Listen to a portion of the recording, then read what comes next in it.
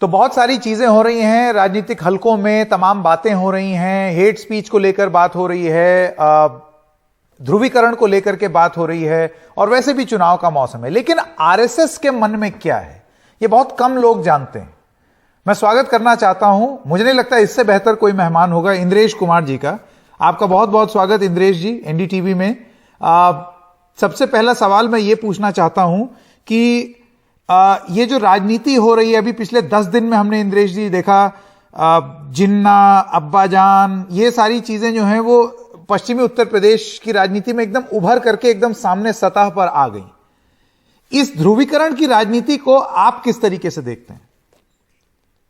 मैं सर्वप्रथम एनडीटीवी का बहुत बहुत बधाई देता हूं और धन्यवाद करता हूं। जब सारे देश ने गणतंत्र मनाया है, आप उसी गणतंत्र का लोकतंत्र स्थिर हो, मजबूत हो और वह निरंतर प्रगत हो, इसके लिए कार्यरत हैं। आपको बहुत बहुत बधाई।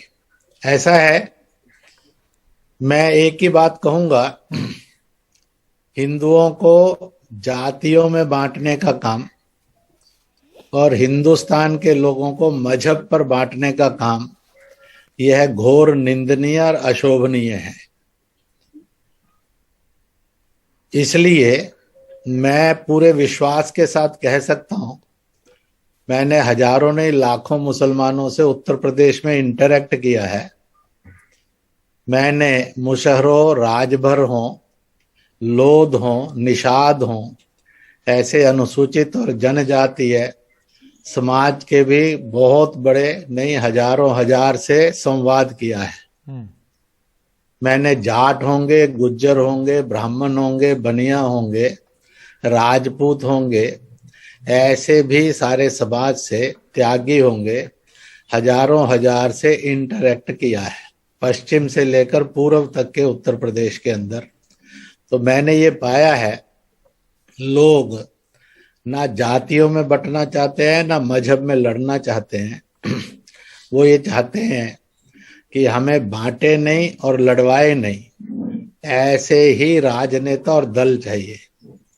जिन्ना पर जिन्होंने कहा देशभक्त है, उन्होंने बहादुर शाह जफर, बेगम हजरत महल, गौस खां, खुदा बख्श से लेकर बापू और सुभाष तक, कैप्टन आबिद हसन तक, सबका अपमान करने का काम किया है।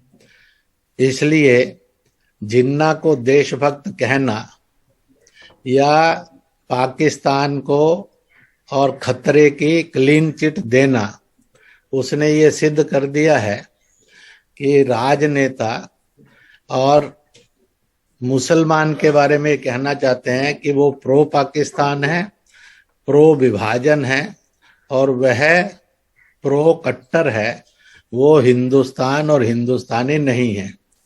यह अशोभनीय है। इंद्रेश जी, ये तो कहानी का एक पहलू नहीं हुआ, करनी चाहिए। ये कहानी का एक पहलू हुआ, लेकिन इसका ध्रुवीकरण के लिए इस्तेमाल करना, अब जैसे कि आप देखें जो यूपी के मुख्यमंत्री हैं, उन्होंने बोल दिया कि ये चुनाव जो है वो 80 बनाम 20 का होगा।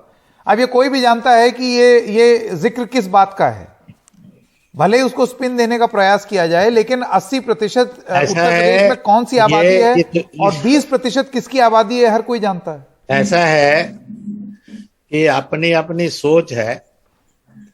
80% का अर्थ यह है जो सबको विकास दें, 20% का अर्थ है जो सबको दंगे दें, अपराध दें और गुंडागर्दी दें। सोच अपनी अपनी है, बात एक ही कही है। जिसको मजहब में बांटना था, उन्होंने 80 और 20 को मजहब में बांटा। जिन्होंने विकास में बांटना था या एक पीसफुल और डेवलप्ड उत्तर प्रदेश में बांटना था, इसलिए मैं अभी एक जगह पर था, वहां पर समाजवादी पार्टी, कांग्रेस पार्टी, बहुजन पार्टी ने एक दूसरे पर टिप्पणी करते हुए बताया कि उनके राज में 170 दंगे हुए, 150 दंगे हुए, 250 दंगे हुए, पर एक ने भी ये नहीं कहा कि आज के राज के अंदर कोई दंगा हुआ।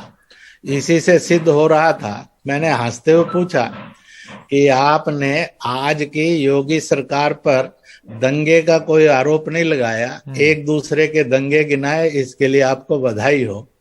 अब 20% दंगा वाले हैं और 80% दंगा मुक्त उत्तर प्रदेश वाले हैं। यह भी एक विवेचन हो सकता है। ठीक है, ठीक है। 20% वो हैं जिन्होंने और घरों में बिजली नहीं दी, बड़ी मुश्किल से बिजली मिलती थी। उत्तर प्रदेश के ही गांव के लोग कहते थे, जब आप पत्रकार पूछने जाते थे तो कहते थे मोमबत्ती या लालटेन जलाकर हम उस बिजली को ढूंढने के लिए निकलते हैं। और आज वहां पर 15 घंटे 16 घंटे गांव तक में बिजली है। एक सवाल इंद्रेश जी मैं आपसे ये पूछना चाहता हूं, ठीक है, आपने 80 और 20 का 80% वो हैं जिन्होंने उजाला दिया। ठीक है, अब एक सवाल मैं आपसे लेकिन ये भी पूछना चाहता हूं, अपराध और गुंडागर्दी है। हाँ, उन सारे में अपराध और गुंडागर्दी थी, गांव में लोग। पर इंद्रेश जी मेरा सवाल आपसे एक अपराध मुक्त 20% है अपराध और गुंडा युक्त। इंद्रेश जी मेरा सवाल आपसे ये है कि आप देखिए कि हेट स्पीच से जुड़ा हुआ एक सवाल पूछना चाहता हूं। एक दीपक त्यागी हैं जो अपने आप को यति नरसिंहानंद बताते हैं, 4-4 हफ्ते हो जाते हैं उनके खिलाफ उत्तराखंड की पुलिस और सरकार कोई कार्रवाई नहीं करती। मामला सुप्रीम कोर्ट में जाता है और सुप्रीम कोर्ट के दबाव में आकर जब सुप्रीम कोर्ट सवाल पूछना शुरू कर देता है तब कार्रवाई होती है। कि किसी धर्म विशेष के खिलाफ नहीं बोलना चाहिए, मैं समझ सकता हूं, लेकिन राजनीतिक संरक्षण का जो आरोप है उस पर आप क्या बोलेंगे? मैं उसमें से कहूंगा, राहुल ने कहा कि मैं हिंदू हूं और हिंदुत्व को उसने अपमानित किया, यह भी तो हेट स्पीच है। तौकीर रजा ने कहा कि हमें 15 मिनट मिल जाएं, हिंदू को संरक्षण नहीं मिलेगा कहीं, ये भी तो हेट और हॉट स्पीच है। इसी तरह से सावरकर का अपमान करना, अगर गांधी का अपमान करना हेट्स और हॉट स्पीच है, तो सावरकर का अपमान करना और पट्टिका हटा देना ये भी तो हेट और हॉट स्पीच है। लेकिन ये कहना कि मुसलमानों का नरसंहार कर दो, कत्लेआम कर दो, ये तो जेनोसाइड की बात हो रही थी।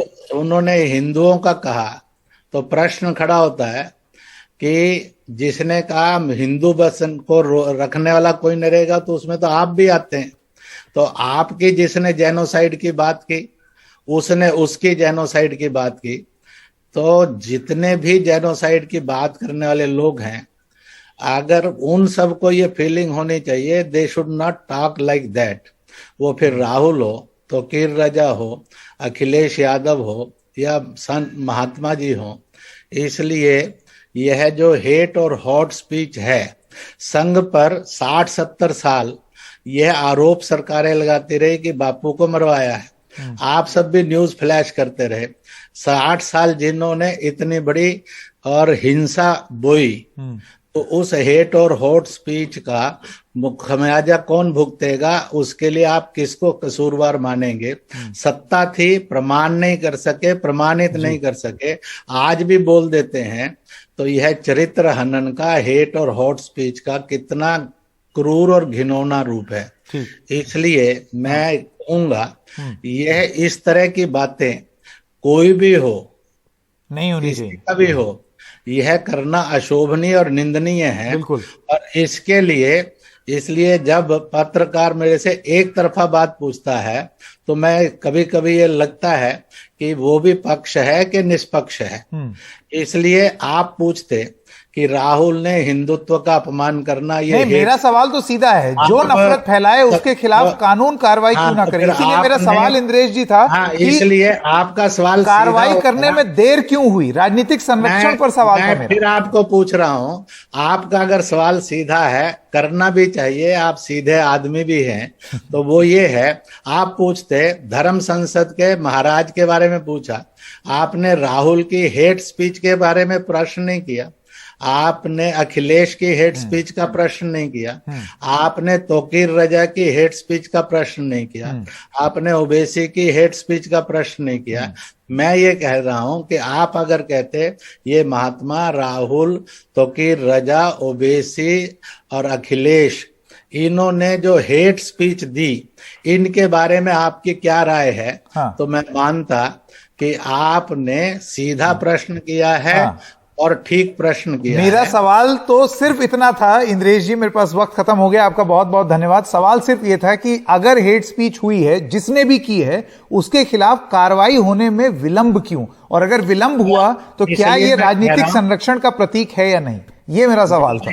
अब आप मेरे से बताइए, तो तौकीर रजा को राजनीतिक संरक्षण किसने दे रहा है?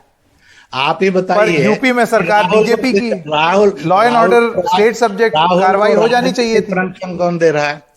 इसी तरह से पंजाब में उस डीजी को कौन संरक्षण दे रहा है? तो इसी प्रकार से तिरंगे का अपमान करना लाल किले पर कौन सी सरकार थी वहां? ठीक है, तो हेट में किसी एक व्यक्ति या समुदाय को, इंद्रेश जी आपका बहुत बहुत धन्यवाद, किसी भी एक व्यक्ति और समुदाय, जैसे कि इंद्रेश जी भी कह रहे थे, आप उसको उसके लिए नहीं बोल सकते, एक तरफा ये चीज नहीं। जो नफरत फैलाए उसके खिलाफ अगर सख्त कार्रवाई नहीं हो रही है तो यह सवाल उठाना भी बहुत बहुत जरूरी है, और हम वक्त वक्त पे उठाते भी रहेंगे। इंद्रेश कुमार जी, आपका बहुत बहुत धन्यवाद हमारे साथ जुड़ने के लिए।